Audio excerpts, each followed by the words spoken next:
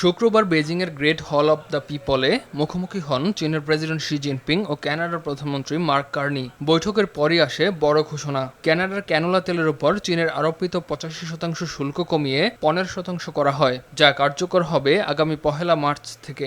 অন্যদিকে চীনের বৈদ্যুতিক যানবাহনের উপর শুল্ক কমিয়ে সর্বনিম্ন বা মোস্ট ফেভার্ড নেশন হারে ৬.১% নির্ধারণে সম্মত হয় কানাডা।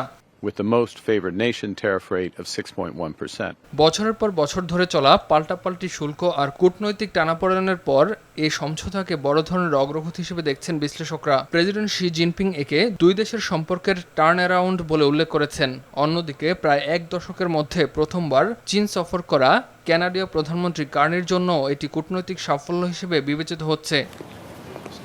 দেশের মানুষের দৃষ্টিশক্তিকে সুরক্ষিত রাখার প্রত্যয় নিয়ে এলো সেফ এলইডি লাইট। কানাডার প্রধানমন্ত্রী মার্ক কার্নি জানান, যুক্তরাষ্ট্রের অনিশ্চিত শুল্ক নীতির প্রেক্ষাপটে কানাডা বাণিজ্য বহুমুখীকরণে গুরুত্ব দিচ্ছে। তিনি বলেন, চীনের সঙ্গে কানাডার সম্পর্ক এখন আগের তুলনায় অনেক বেশি পূর্ব অনুমেয় ও বাস্তবভিত্তিক।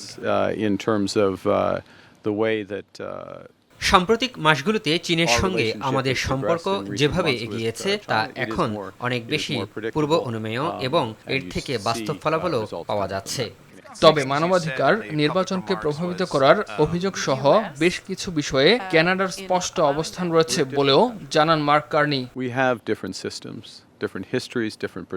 চীনে মার্ক কার্নির সফরে দুই দেশ জ্বালানি ও বাণিজ্য সহযোগিতায় একাধিক চুক্তি সই করে। ধারণা করা হচ্ছে চুক্তির ফলে কানাডায় চীনের বিনিয়োগ বাড়তে পারে। বিশ্লেষকরা বলছেন, যুক্তরাষ্ট্রের শুল্ক চাপের মধ্যে এ সমঝোতা বৈশ্বিক বাণিজ্য রাজনীতিতে নতুন সমীকরণ তৈরি করতে পারে।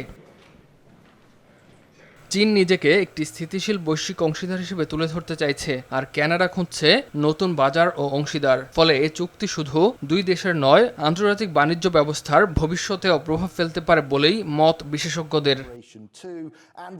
ইমতিয়াজ আহমেদ, RTV।